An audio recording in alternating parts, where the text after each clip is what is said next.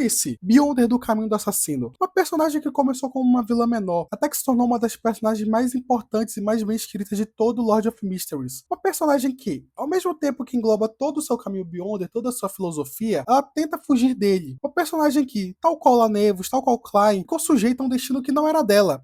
E no final, ao tentar fugir desse destino, ela apenas encontrou tragédias. Quer saber mais sobre essa personagem? Quer saber o que a torna tão interessante? Então fique para o vídeo que você vai conhecer tudo sobre a Triss. Fala galera, tudo bem? Aqui quem tá falando é o Gui. Sejam muito bem-vindos ao meu canal, esse aqui é meu primeiro vídeo, então eu vou falar um pouco sobre mim antes de começar o vídeo de fato. Sempre gostei muito de animes, mangás, novels, mas eu nunca soube como me comunicar, como discuti-los aqui no YouTube ou no Twitter ou em qualquer outra rede social. Sempre discuti um pouco no Discord com meus amigos, mas nada além disso. Tô vencendo esses medos, tô vencendo essa covardia, tô dando minha cara a tapa aqui no YouTube. Vocês não estão vendo minha cara, mas vocês entenderam o que eu quero dizer. Bom, não vou enrolar muito. Se vocês gostaram do que eu vou dizer aqui, gostaram das minhas interpretações, das minhas afirmações, peço que curtam, comentem, compartilhem o vídeo para eu ver que vocês estão gostando do meu conteúdo, para eu ver que vocês querem mais coisas, querem mais vídeos de Lord of Mysteries e de outros animes também que eu vou trazer aqui no canal, tá bom? Então, vamos continuar. Primeiramente, devo dizer que esse vídeo conterá vários spoilers de Lord of Mysteries, tá bom? Se você é alguém que só viu anime, que é alguém que só leu o começo da novel, então aqui esse vídeo vai ter muitos spoilers. Não vai ter spoilers que vão destruir sua experiência no sentido de os plots principais da obra. Esses não vão ser estragados, não vou falar sobre eles. Eu vou falar só sobre o personagem e o que está ao redor dela, tá bom? Vamos ao vídeo. Antes de conhecermos Triss na história, nós conhecemos um homem chamado Triss, uma pessoa que é chamada de herói, uma pessoa aclamada na sociedade, alguém que esteve presente na sociedade de Lorien como uma celebridade, alguém do bem, alguém do povo. Por quê? Porque ele foi uma pessoa que salvou as pessoas que estavam no Alfafa. O navio Alfafa, ele era um navio que estava transportando diversas pessoas, ele foi saqueado por piratas, mas após o saque, com nenhuma vítima, diga-se de passagem, do nada as pessoas começaram a simplesmente se matar. Elas só começaram a se matar do nada, até que o massacre parou quando um herói, uma pessoa de bem, ele, Triss, parou o massacre e simplesmente salvou todos os sobreviventes. Desde então ele é chamado de herói, alguém que vive pelo bem do povo. No anime, no Donghua, vocês devem ter assistido isso no episódio 5, que é contada a história em toda uma ópera bonitinha. E é bem interessante esse começo do personagem, porque na história ele já nos é apresentado como um herói, mas inicialmente ele não tem relação com o Klein ou com os Falcões Noturnos. Porém, um dos sobreviventes, o Joyce Meyer, ele estava assombrado por pesadelos e resolve ir com o Klein para tentar interpretar, para tentar entender do que se trata esses sonhos.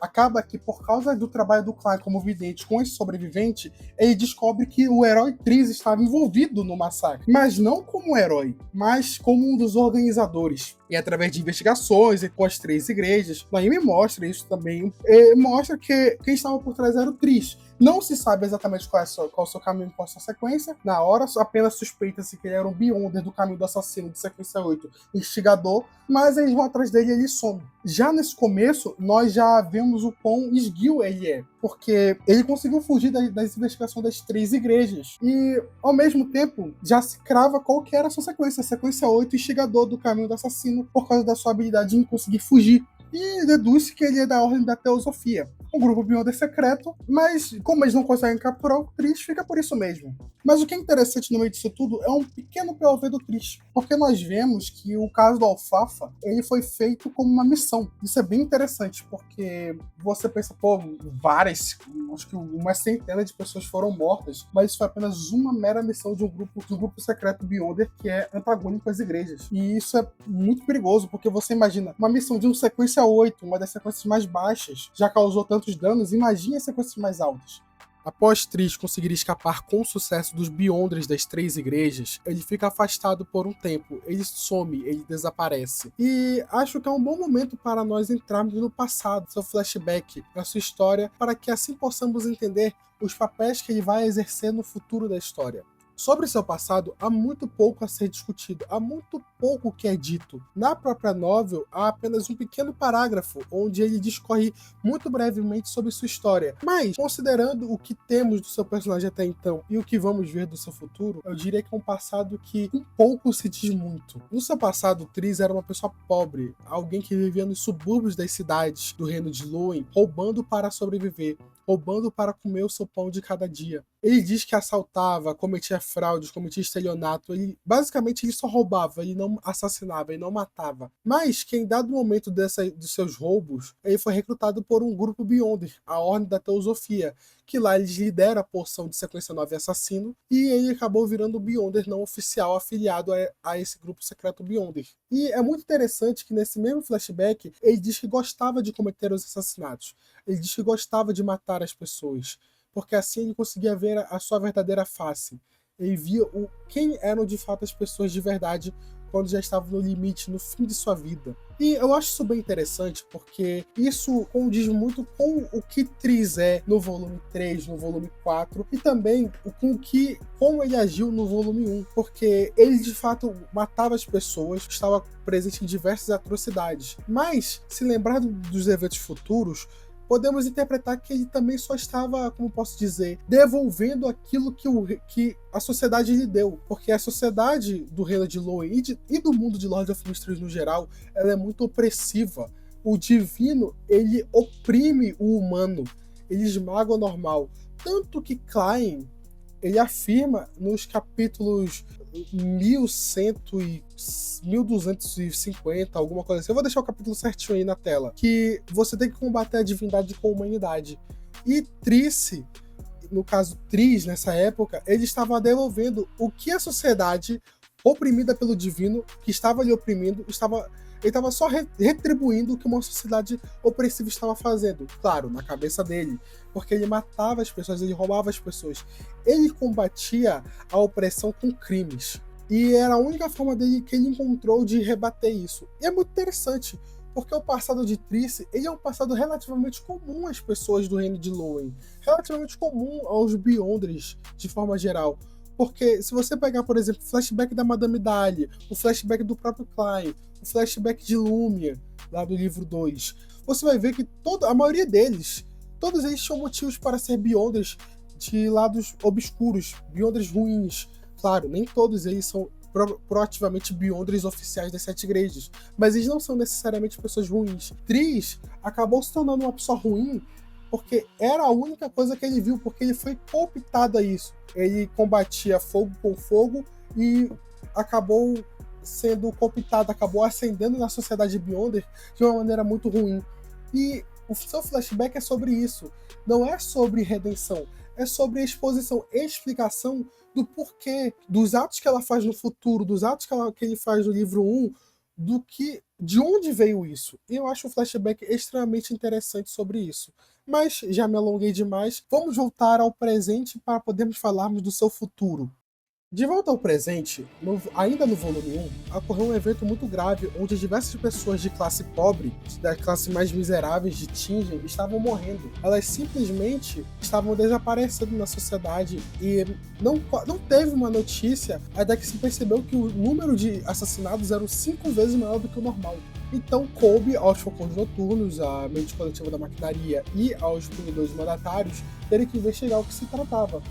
E através de investigações, debates, nos capítulos 68 ou 67, salvo engano, da novel, tem essa discussão, mas no episódio 5 mesmo, mais pra fim, na segunda metade, de que se trata deduz-se que se trata de alguém da seita da demônia, não da Ordem da Teosofia, mas da seita da demônia, que estava causando mortes em massa. Que verificou-se que essas pessoas pobres já iriam morrer, mas elas tiveram seu tempo de vida cortado antes do que deveria ser. E julgou-se que fosse uma Beyonder de sequência 7, bruxa da seita da demônia, que estava efetuando esses atos. E eles acabaram lembrando de Triss, o instigador. Então acabaram deduzindo que Triss voltou e estava aliado a uma bruxa para efetuar mais mortes. Aqui é só um adendo. No anime, nunca se fala na Ordem da Teosofia, só se fala diretamente na seita da demônia, porque a Ordem da Teosofia ela é basicamente só uma escada para a Ordem da demônia até na novel. Então, no anime, eles optaram por cortar a Ordem da Teosofia e só colocar a seita da demônia direto, tá bom? Por isso que eu estou falando da Ordem da Teosofia por causa da novel, mas em geral é só a seita da demônia que importa nesse ponto. Mas voltando, eles acham que Triss se aliou a uma bruxa e estava voltando a cometer assassinatos. Mas após uma luta, após uma investigação, descobriu-se que na verdade Triss avançou de sequência, se tornou uma bruxa e se tornou uma mulher. Virou Triss. nesse ponto da história. Aí que se descobre que as Beyonders do caminho do assassino do alto escalão são todas mulheres, porque na sequência 7, elas obrigatoriamente têm que se tornar mulher. As mulheres já desse caminho só ganham mais feminilidade, mas no geral todo homem vira mulher e toda mulher fica mais bonita, por assim dizer.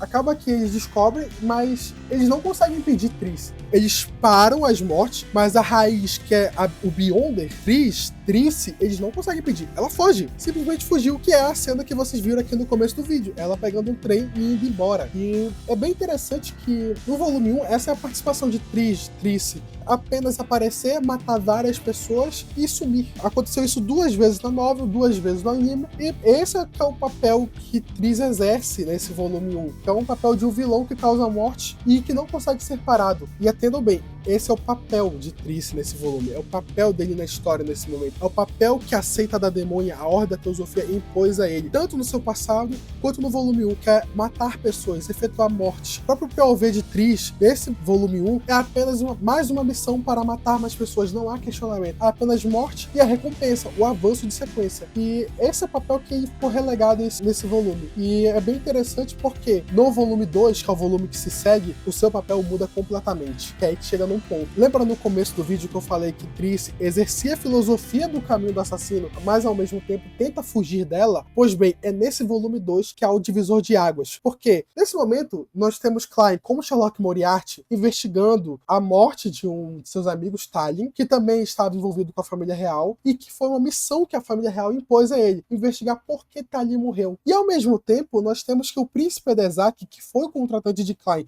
para resolver a morte, ele estava enamorado, ele estava apaixonado e obcecado com uma plebeia. Simples caso de Cinderela, por assim dizer, ou um Branca de Neve, uma pessoa que, uma plebeia bonita que chamou a atenção do príncipe e que o príncipe deixou de lado a nobre com quem ele queria casar. Ironicamente, essa mesma nobre era a Audrey Hall, a senhorita justiça do Clube do Tarô, mas que ele estava apaixonado por uma plebeia, ele estava abandonando tudo por essa plebeia. E acaba que as investigações de Klein não estavam avançando, porque o próprio Klein não queria isso, mas ele encontrou essa plebeia, depois de encontrar o príncipe Edezaki para fazer o relatório. E essa plebeia acabou por ser Triss, a Beyonder do caminho do assassino, que fugiu dele no volume 1. E é muito interessante que a primeira frase que Triss fala no volume 2, encontrando Klein, é interessante que o primeiro texto que temos de fala da Triss nesse volume 2 é a coisa mais irônica se você levar em consideração o volume 1, que é o seguinte: por favor, me denuncia aos socorros noturnos, mente coletiva da maquinaria ou punidores mandatários. Me tire daqui. É algo absurdo de se pensar. Porque até o momento você poderia teorizar e tal, se você fosse bem mais atento ou bem mais visualizado na história, fosse lembrando dos personagens que queria que Triss aparecesse, você poderia querer que a plebeia é Triss. Mas ao mesmo tempo é um choque muito grande, porque essa Beyonder, que no volume 1 causou tantos desastres, foi tão esguia, conseguiu fugir das 3 igrejas e está pedindo socorro. E é justamente isso que é interessante. Cuttlefish, que é o autor, ele mudou o papel de Triss na história várias vezes. E esse é o primeiro ponto de virada da personagem. Vai ter outro mais à frente, mas esse é a mudança de papel. Se no volume 1 ele era um vilão menor que estava relegado a matar pessoas e fugir, no volume 2 é uma donzela que quer fugir da situação que se encontra. E nós entendemos que a situação é bem mais grave. Por quê? Porque Triss foi colocada como amante do príncipe Edezaki não por uma coincidência, mas por arranjo do destino. Tanto que a mesma fala, ela avançou de sequência, ela avançou para a sequência 6, prazer, para conseguir fugir, mas não conseguia, que toda hora tinha um poder maior impedindo ela de fugir, porque esse poder maior era um arranjo da seita da demônia com a família real. Claro, isso se deve totalmente às situações que vamos ver já no volume 2 e no volume 5. Mas ela tentava fugir, ela não queria aquilo. Ela estava fazendo uma missão para a Seita da Demônia. Depois que descobriu do que se tratava a missão, ela quis fugir, porque as suas vontades pessoais não estavam sendo respeitadas. Ela acredita no amor, mas não da forma como estava acontecendo, porque o príncipe Edezaki estava obcecado com ela, mas não pela própria vontade, mas por arranjos de poderes Beyonders. E aí nós descobrimos que é, na verdade, Incisão Will, aliada à Seita da Demônia, que está aliada à família real, que estava usando 008 para conseguir manter Triss lá para que houvesse os eventos que vão acontecer mais tarde, que é a Grande Névoa de Blackwood, que é, no final, o ritual do rei George III. Eles estavam apenas e tão somente fazendo um conluio ali. E Triss era uma das peças principais. Mas você pergunta, por que ela? Porque nesse ponto, o nome dela não mais é Triss, mas sim Trisstic ou Trisscheck. E ela está sendo uma abençoada da demônia, uma abençoada da primordial. Porque ela, tal qual Lanevos, é um receptáculo para receber a divindade. Ou seja, ela irá morrer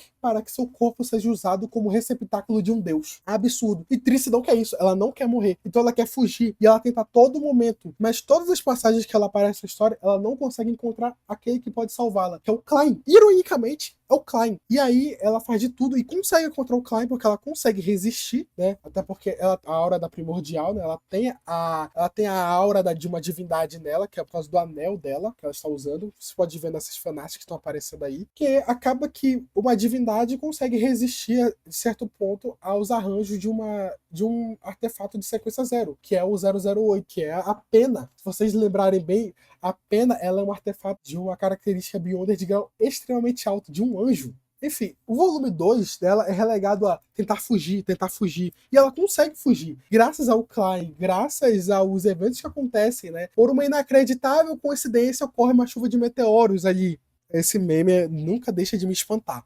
Mas ela consegue. Ela tem uma conversa com o príncipe Edezak, que é um dos seus pontos de ruptura, que ela desabafa, ela fala, eu fui um homem como você. Eu acredito no amor, mas não da forma que está acontecendo.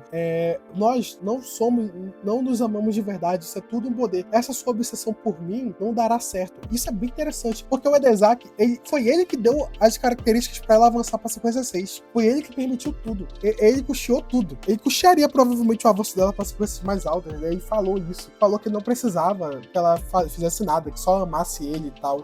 Como um bom crente do Senhor das Tempestades, né? Ele só quer uma mulher que ame ele incondicionalmente. Mas acaba que ela consegue fugir. Ele fala assim, não, eu deixo que você vá, você fuja, eu vou segurar esse cara aqui, mas os outros você tem que fugir pelo seu próprio poder. Ela consegue fugir e some da história. No volume 3 ela some, mas no volume 4 ela reaparece. Mas o seu papel no volume 4 já é totalmente diferente, que é o papel de alguém buscando vingança.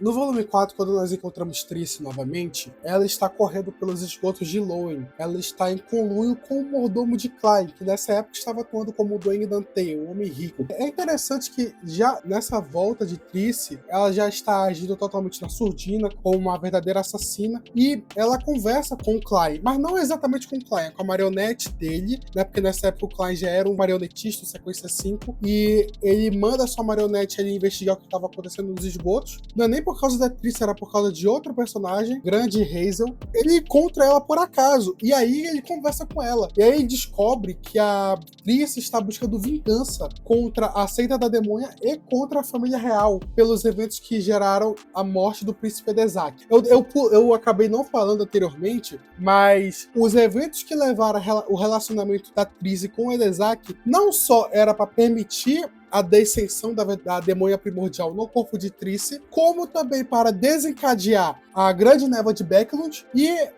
permitir a descensão do verdadeiro criador e deixar George III um passo mais perto da sua apoteose rumo à divindade. Então, eram 4 coisas ali ao mesmo tempo, embora a aparição do verdadeiro criador tenha sido mais um improviso do que necessariamente algo planejado, mas é interessante ver que de todas essas tentativas, todos esses planos, a única coisa que deu errado ali naquele momento foi exatamente a aparição da demônia primordial no corpo de Triss. Mas a Grande Névoa de Becklund aconteceu, o ritual de apoteose aconteceu, né? Embora o ritual tenha sido efetivamente interrompido, mas a Grande Névoa de Becklund foi todo aquele evento traumático que gerou inúmeras mortes. Mudou até o Klein, forçando ele a assumir a identidade de Garrett Sparrow. Mudou tudo. Mas aquilo aí foi meramente um pequeno estágio, né? Foi uma operação para a digestão da poção de uma Beyonder de sequência 4 do Caminho do Assassino, que é a Demônio do Desespero. E eu digo mais, o desespero que se manteve depois foi o que permitiu a digestão contínua da poção dela. Mas, graças à Igreja da Meia-Noite, os responsáveis foram apagados, foram ocultados, foram mandados lá para a Nação da Noite Eterna, mas isso é outra história, porque eu realmente havia me esquecido de falar isso anteriormente. Mas, voltando a Trice, ela está buscando vingança contra a Seita da Demônia, contra a família real, e ela está atacando nobres que têm conhecimento do que está por trás da névoa de Backwood, do que está por trás do reino de Lowell atualmente. E ela entra em uma aliança com o Klein indiretamente, tá? Primeiramente é com a Marionette, e depois ela encontra o próprio Garman Sparrow e começa a atuar junto dele.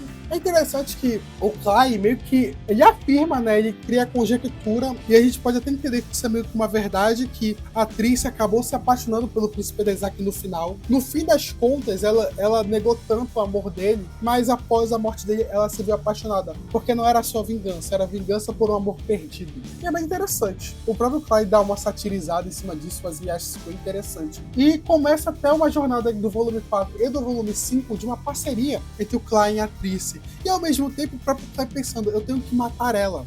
Nesse ponto, saindo um pouco da história e indo mais para minhas interpretações, eu conversando com vários fãs de Lord of Mysteries, a gente chegou numa conjectura que é o seguinte: Cuttlefish queria um membro da Seita da Demônia, ou pelo menos do Caminho do Assassino no Clube do Tarot. Ele queria alguém do Caminho do Assassino lá. Aí, ao mesmo tempo, ele também queria alguém que fosse um rival pro Klein. Alguém que crescesse junto dele. Já que lá Nevos, de qual eu farei vídeo futuramente, eu acredito que era pra ser esse rival e ele não foi, o Cuttlefish simplesmente descartou ele depois. Ele acabou se voltando para a Trice. Mas ele transformou a Trice de um rival para um parceiro, um anti-herói, ali junto com o Klein. Então, eu tenho muita certeza, se vocês quiserem colocar nos comentários justificando que não é, por que não seria o caso da Trice se juntar ao Clube do Tarot, né? Vocês podem justificar, mas eu realmente acredito que a Trice iria sim se juntar ao Clube do Tarot sobre a carta da Imperatriz, tá bom? Que é até a própria carta que representa os Beyonders do Caminho do Assassino. Inclusive falarei sobre a representação da carta Imperatriz dentro da conjectura do livro de Lord of Mysteries futuramente no vídeo. Mas assim, eu tenho certeza, tá? Ela seria do Clube do Tarot, mas o Cuttlefish resolveu mudar porque eu acho que as pessoas deviam estar percebendo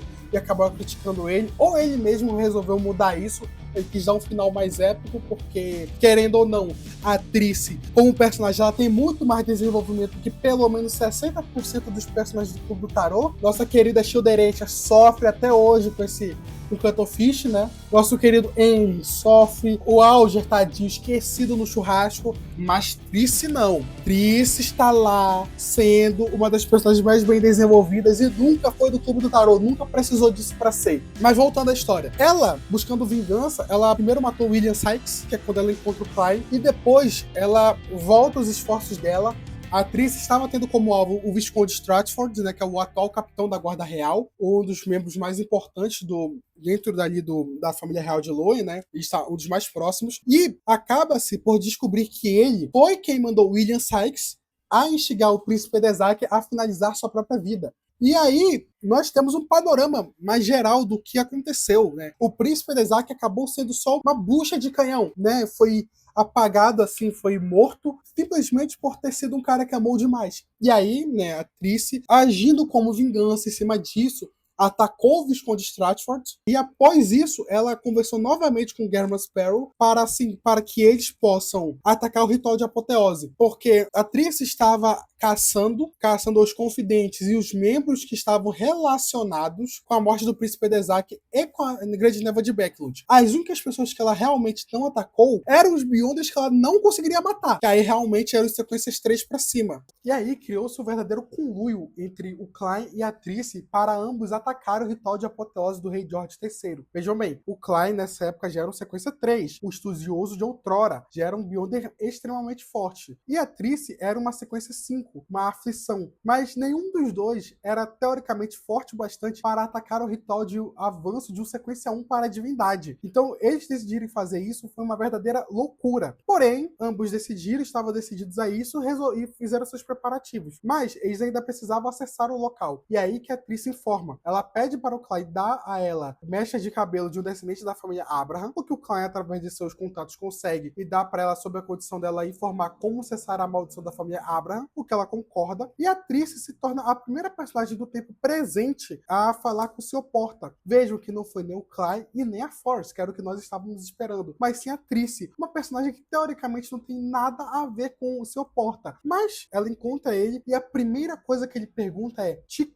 Depois ele vê, não, é só uma abençoada. E aí nós vemos uma ligação misteriosa entre o Sr. Porta e a seita da demônia, através da Primordial. Mas isso vai ser falado em outro vídeo. Ele falou para ela que para ela conseguir acessar o local do ritual, era apenas ela desenhar o símbolo das portas, no caso, o símbolo do caminho da porta, isso aqui na sua tela, que ela iria conseguir acessar o ritual. Mas para isso, ela tinha que desenhar as portas em sangue e sangue de 22 Beyonders de cada um dos 22 caminhos do divino. Para ela, que para acessar a maldição da família Abraham, ela tem que sacrificar um semideus do caminho do vidente, um do aprendiz e um do saqueador. Coisa simples, obviamente, né? Ele fala isso para ela e encerra a conexão. Mas um fato interessante, que a gente só percebe qual era a sequência de Trice de verdade depois. Quando ela foi falar com o Sr. Porta, no caso, isso é um detalhe, na verdade, que nem é falando mais à frente. É falado bem para trás, mas a gente esquece. Para a Trice conseguir se comunicar com o Sr. Porta, ela teria que ser, no mínimo do mínimo, uma sequência 4. E é isso que ela é nessa altura da história. Uma semideusa de sequência 4. Desespero, ou demônio do desespero do caminho do assassino. E é interessante porque só os sequências 4 para cima podem falar com o Sr. Porta. Porque a Trice, com uma sequência 4, estava prestes a perder o controle, só conversando com ele.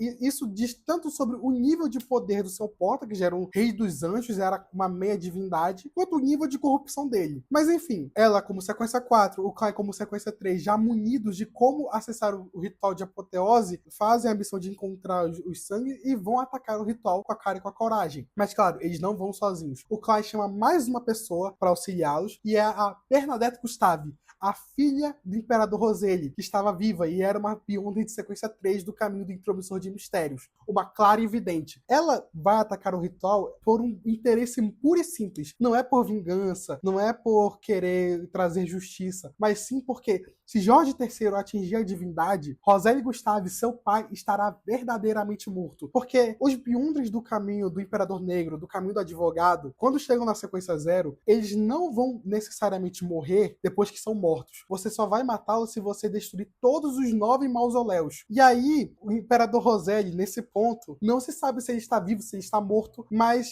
ela, como filha dele e querendo encontrá-lo, não pode dar nenhuma oportunidade de ele estar verdadeiramente morto. Então, ela aceita a proposta de Herman Sparrow, no caso de Klein, e vai junto dele e da Trice atacar o ritual. Vejam bem, eles vão atacar 3 dos 9 mausoléus, porque o ritual de avanço para a sequência 0, o Imperador Negro demanda que você construa 9 mausoléus, e cada um desses 9 mausoléus está devidamente protegido por Beyonders de alta sequência. Então é uma missão suicida, basicamente. O Klein tem suas conexões, a Bernadette tem seus itens, e a Trice, ela tem sua coragem e também seu anel de Trice. E é claro que o próprio Klein dá alguns objetos para ela, objetos que ele mesmo faz, que são ontem mais uma vez, que permite que ela volte no tempo um pouco antes, e aí ela consegue se regenerar de todos os danos, e aí todos eles vão atacar. O mais curioso é que todos nós estávamos esperando que quem fosse atacar o rei George III fosse o Klein, mas não, quem o atacou de fato foi a Trice, ela que já queria vingança pelo Edesaki, queria se livrar de seu destino de ser usada por todos. Ela atacou o responsável direto de todos esses desastres, que é o George III. Claro, todos nós esperávamos, ansiávamos que fosse o Klein, porque mais do que ela, o próprio Klein estava buscando uma vingança muito grande sobre esse processo, sobre esse caso. Mas ela atacou ele, e ela atacava e não conseguia lutar, né? Porque ele é um sequência 1 avançando a divindade. Ele está ocupado avançando a divindade, mas ele ainda é um sequência 1. Só a forma mística dele já é o bastante para fazer com que as pessoas percam o controle. Mas a Trice consegue, usando os objetos que o Klein deu para ela vai se regenerando e destruindo o mausoléu. Claro, os outros também vão destruindo, e até que chega um determinado ponto que o próprio Rei George pergunta: você está louca? Ele pergunta isso porque ao mesmo tempo que ela está atacando o ritual, ela também usou o anel de Trice em suas mãos para se forçar a ser o receptáculo da divindade. Ou seja, ela estava chamando a divindade para seu corpo, para que assim ela pudesse ter a força para destruir o mausoléu. E é nesse momento que ela ri e responde ele: o final de uma história adorável não deveria ser fazer as pessoas ruins pagarem, como você você ou eu. E aí a gente entende, a Trice, ela estava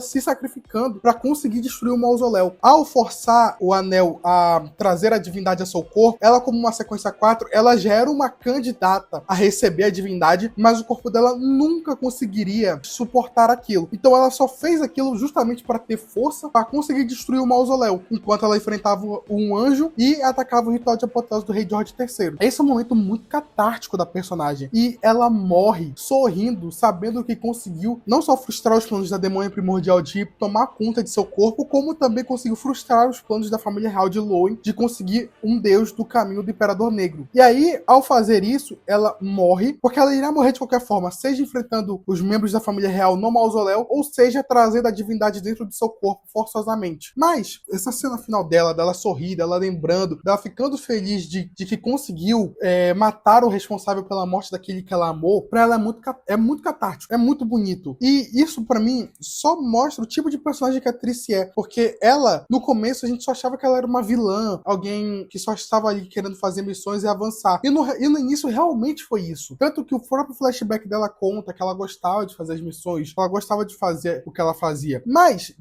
antes dessa camada, tem a camada de alguém que desejava sobreviver, que passava todos os seus dias lutando para conseguir sobreviver nesse mundo cruel. E depois que ela fugiu de Tingen, e quando ela foi para Backlund e ficou mais dentro dos círculos internos da seita da demônia, que ela percebeu que ela só estava sendo usada. No final, ela nunca teria uma vontade, nunca teria uma liberdade própria. Ela só seria usada, e aí seria basicamente o receptáculo para uma divindade. E essa era a sua única função. E a gente vê que depois que ela consegue fugir e ela perde o príncipe Dezak, ela tem um comportamento muito autodestrutivo. Várias cenas ela fala que vai ser a última vez, ou que só quem vai lembrar de mim é quem me odeia. Então são coisas que mostram que a personagem já tinha um comportamento autodestrutivo. Ela já não desejava sair viva, ela já sabia que ela não viveria. Mas ela desejou até o fim frustrar os planos, porque se fosse pra morrer, ela morreria lutando. Mas, devo deslembrar, a Trice não é uma boa pessoa. O Klein, por exemplo, que estava aliado a ela, a todo momento ele lembrava disso. Porque, por exemplo, só para se comunicar com o Klein, com a mensageira do Klein, ela enfeitiçou uma pessoa porque ela não queria encarar o mensageiro do Klein. E ela, por exemplo, matou um dos amigos do príncipe Dezak para chamar as pessoas para vir ao resgate dela. Então, ela não é uma boa pessoa no sentido de que, tá, ela é uma pessoa miserável, ela é uma pessoa que você tem que ter pena dela pela situação que ela está. Mas em nenhum momento ela é uma boa pessoa. Em nenhum momento ela necessariamente se arrepende das vidas que tirou. Ela se arrepende das decisões, mas não das vidas que tirou. Porque, assim, o único propósito de ela estar fazendo tudo isso, além de vingança, é porque ela não queria ser o receptáculo de uma divindade. Ela não queria perder a sua existência, ela não queria morrer. Ela queria viver, continuar fazendo as coisas que ela faz, continuar seguindo, avançando na sua carreira Beyonder. E tanto que ela não é uma boa pessoa, que ela é uma sequência 4. O ritual de avanço de sequência 4 é você trazer o desastre, trazer o desespero, trazer uma praga para mais de 20 mil pessoas. E quanto mais as pessoas se desesperarem, melhor será o consumo da poção. Então, tudo bem que você pode argumentar que, mas ela não teve isso na história, um evento dessa magnitude seria, obviamente, noticiado. Mas eu lhes refuto, eu informo. Rituais de poções, quando não mandam você tomar a poção no meio do ritual, eles podem ser feitos antes. É só ver o Klein com o ritual de sequência 3, estudioso de outrora. Ele já tinha completado o ritual antes mesmo de chegar à sequência 4. Então, é possível que você possa argumentar que ela consumiu antes por causa que ela estava envolvida na grande neva de Backlund ali, ainda que indiretamente. Até pode ser, mas não temos confirmação disso. Eu quero acreditar que essa é uma teoria válida porque ela estava querendo atacar a seita da demônia. Mas, ao mesmo tempo, ela estava avançando em sequências justamente para ter força para conseguir atacar os Beyonders. Então, ela tinha que atuar. Ainda que o ritual ela não tenha feito diretamente, ela ainda tinha que atuar como uma demônia do desespero. Ela ainda teve que atuar na sequência 5 como uma demônia da aflição. Então ela sim trouxe desastres, ela matou pessoas. Ela não é uma pessoa boa, mas também ela não é uma pessoa irremediável, como muitas das pessoas da seita da demônia, dos caminhos dos caçadores, das pessoas que estão verdadeiramente no topo. Muitos deles são muito piores do que a Trice. Tudo que ela quis é sobreviver, é avançar nesse mundo e seguir vivendo. Mas isso tudo pra mim mostra o quão bem feita é essa personagem dentro de Lord of Mysteries. Não é uma personagem boa, não é uma personagem ruim, no sentido de... Tudo bem que ela é uma personagem ruim de caráter, mas ela não é o mal absoluto, vamos dizer assim. E é por esses motivos que eu digo que Cuttlefish queria colocar a Triss no Clube do Tarot, porque ela é uma personagem muito bem desenvolvida, muito bem concatenada. Ela teve mudanças de perspectivas em seu decorrer da obra. E, querendo ou não, não havia personagens da Seita da Demônia ou do Caminho do Assassino dentro do Clube do Tarot. E, mas você pode argumentar, mas ela não é uma boa pessoa. Metade dos personagens do Clube do Tarot não são boas pessoas. O Alger, antes no Clube do Tarot e até depois que entrou, se vocês verem certinho o que ele faz, ele é alguém que não mede os seus meios para atingir seus fins. Ele tem um respeito pela divindade e ele respeita muito os membros do Tarot, mas ele não hesita em tirar vidas. A Cátlia é uma capitã pirata, ela tirou muitas vidas para chegar onde ela está. Ela é uma almirante, ela é um dos mais altos graus do mundo do pirata. A Shio, talvez ela tenha matado. As únicas pessoas que você pode afirmar que não mataram ninguém antes de entrar dentro do Clube do Tarot é o Klein e a Audrey. Só isso. Mas o resto, nem todos são boas pessoas. Mas os interesses deles se alinham. O interesse deles é para o bem-estar do mundo. Claro, todos eles querem sobreviver. Todos eles têm suas missões pessoais. Mas nenhum deles quer ativamente destruir o mundo. E é por isso que muita gente pensava que a Triss talvez fosse se juntar ao Clube do Tarot. Porque os interesses dela e do Klein se alinharam para destruir o ritual de apoteose do rei George III, porque isso poderia trazer consequências muito negativas para o mundo. Muito embora impedir o ritual dele talvez tenha trazido mais consequências ruins do que boas por causa do apocalipse. Mas ainda existe a esperança do Roselle. Mas, ainda assim, o interesse do Klein e da Triss simplesmente se alinhou temporariamente. Em nenhum momento o Klein considerou ela verdadeiramente uma aliada. Quem dirá trazer para o Clube do Tarot? E assim, nem todo personagem que o Klein se alia, que é uma boa pessoa, vamos dizer assim, ele trouxe para o Clube do Tarot. Senão Edwina Edward estaria há muito mais tempo lá. Mas eu digo mais, ela no Clube do Tarot provavelmente iria usar a carta da Imperatriz e seria uma adição muito bem-vinda. Não porque seria uma personagem ruim, inimiga do Klein que ele trouxe pro Clube do Tarot porque ele vê o potencial dela. Não, é porque a Triss, ela tem muito mais desenvolvimento que vários personagens do Clube do Tarot. Por exemplo, o Cuttlefish colocou a Cátlia, ele colocou a Shio, ele colocou o Enlil. O Alger, tadinho, esquecido no churrasco até hoje, boicotado pela história. Mas a Triss não. A Triss, ela é desenvolvida, ela tem seus conflitos, ela tem a sua mudança de relação com o Klein, ela tem todo um carinho na sua escrita e está lá. E não está no Clube do Tarot, mas ela é muito melhor que muitos membros do Clube do Tarot. Pelo menos que a Shio e que a Cátlia e que o Enlil juntos ela é. Não há como negar isso. Mas tudo bem que ela não entrou no Clube do Tarot, eu nem acho que ela entraria, eu nem queria que ela entrasse, na verdade. Eu sou mais pro-chip Klein Triss do que a Triss do Clube do Tarot. Mas o desenvolvimento dela, ainda assim, você vê nitidamente que o Cuttlefish queria fazer alguma coisa com ela. Ele gostou da personagem, porque ele mudou a perspectiva dela do volume 1 pro volume 2 e do volume 2 pro volume 4. Volume 1, uma vilã que só matava as pessoas, fazia a missão e ia embora. Volume 2, uma donzela em perigo que precisa ser resgatada porque não quer se submeter aos rituais da seita da demônia e da família real. No volume 4, uma mulher que perdeu seu amor e que está em busca de vingança, e que para conseguir isso, ela vai atrás das pessoas corruptas que estavam relacionadas à morte dele. É nesse momento que os interesses dela e com o Klein se alinham mais. E você vê que há uma mudança de perspectiva, ao mesmo tempo que você sente que é uma progressão natural da personagem. Isso pra mim é maravilhoso, porque ele mudou a personagem, mas ao mesmo tempo você sente que é crível com tudo que foi apresentado por ela. E é por isso que, pra mim, a Triss é uma das melhores personagens. Porque ela erra, ela é humana, né? Ela é uma personagem que não é necessariamente uma boa pessoa, mas ela não deseja a destruição do mundo, ela só queria viver. Ela é mais um dos casos dos Beyonders que tomam as poções apenas para sobreviver nesse mundo. Se viram numa situação irremediável, tomaram a poção,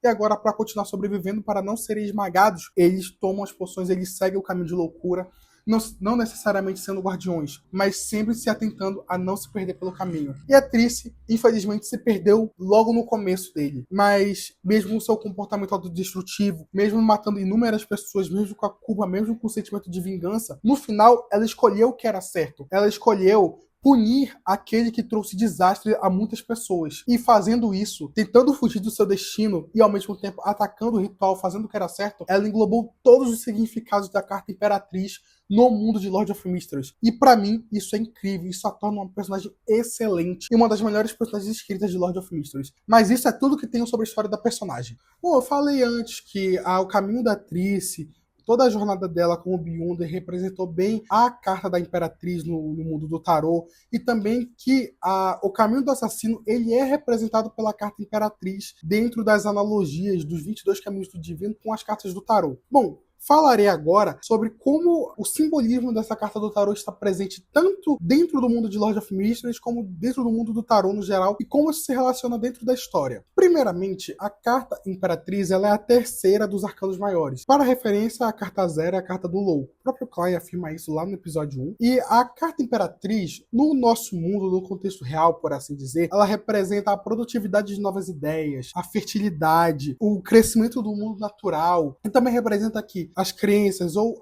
a fé que todo mundo tem, elas vêm do coração. Ela é uma carta muito atrelada à figura feminina, à feminilidade. E se você parar para pensar, todas essas falas, todas essas representações que falei, feminilidade, crescimento do mundo natural, o semear de novas ideias para auxiliar a sua consciência, todas elas são atreladas a figuras que nas mitologias, até nas religiões de forma geral, todas são atreladas às mulheres. Por exemplo, temos a deusa de Vênus, que é Ishtar, que é a deusa da fertilidade. Temos Afrodite, que é a deusa da beleza. Temos Atenas, que é a deusa da sabedoria. A maioria dessas figuras femininas, elas se encaixariam dentro da carta Imperatriz do tarô, porque ela envolve tudo isso, as ideias, o mundo natural, a feminilidade, a beleza, o próprio conceito de mãe terra, que é também uma figura associada à feminilidade. Por quê? Porque você produzir novas ideias, você crescer um mundo natural, você acreditar que o que vem de dentro das suas crenças vem do seu coração, tudo tem a ver com a mulher no geral. Porque a mulher dá a vida, ela cria a vida. Porque é através dela que nascem novas vidas. Então, tudo isso de colheita, novas ideias, quem dá a ideia de seus filhos, quem dá a ideia para sustentar o mental, são as mulheres. Então, todas essas cartas, ela tem muito fato, todas as divindades, todas as figuras divinas atreladas a mulheres, geralmente estão atreladas também a essa carta do tarô, perfeito? E em relação ao mundo de Lord of Mysteries, o autor, o Cuttlefish, falou, dentro do seu chat, dentro das suas perguntas e respostas, ele falou que se ela estiver virada para cima, ela vai a carta Imperatriz vai significar beleza, colheita e a felicidade. Se ela estiver virada ao contrário, ela vai significar o prazer no perigo, o prazer da destruição, a desolação, a destruição de colheitas, a destruição de vidas humanas. Ou seja, é uma carta bem volátil, assim, né? Porque ao mesmo tempo que ela celebra a beleza do nascimento, da colheita, da feminilidade, se você errar, você colocar lá ao contrário, essa mesma colheita, essa mesma feminilidade, ela trará desastres ou será destruída. E isso corresponde bem ao caminho do assassino, né? Porque a partir da sequência 7 são todas belas mulheres, mas que todas elas trazem aflições, dores, desesperos, calamidades, destruição. Então, é o caos da destruição atrelada à beleza da feminilidade, à beleza da colheita. De certa forma, é uma carta com significado bem direto ao ponto, né? E eu gosto muito disso. Pra mim, eu acho uma referência legal. Eu gosto como o Cuttlefish faz esse paralelo de cartas do tarô com os personagens e com os caminhos. Mas, sobre a carta Imperatriz, era isso. Vamos às referências. Primeira curiosidade, se você for ver em chinês o nome de Trice e de Trice, você vai ver que ambos são pronunciados da mesmíssima forma, Telesu, assim como tá nesse trecho do anime. Isso é bem interessante, na verdade, porque isso mostra que o Cuttlefish ele fez realmente uma brincadeira de jogo de palavras. E isso condiz bastante com o caminho da seita da demônia. Porque você pode virar uma mulher, mas você ainda é você mesmo. Isso é parte do método de atuação, inclusive. Mas, ao fazer tanto Triss como Trice ter o mesmo som, o que mudou? Pois bem, foi a escrita dos nomes. O nome de Triss, em chinês e em mandarim, ele é composto por 3 hanzi, 3 ideogramas, que é o T, L, S. E o significado de cada um deles é o seguinte. O primeiro pode ser traduzido como especial ou único. O segundo pode ser traduzido como interior ou a 500 metros ou 500 metros à frente. Depende do sentido que você está falando na frase. E o terceiro, meus amigos, significa Eslováquia. Sim, o país Eslováquia. Então, se formos fazer uma leitura da frase desse nome, a Eslováquia está especialmente a 500 metros. Seria uma tradução que respeitaria o português, por assim dizer. Mas, bom, o segundo nome, que é Trice, também se lê Telsu, como eu disse anteriormente, e também tem 3 hanzi, 3 ideogramas, onde o primeiro permanece o mesmo, que é único ou especial.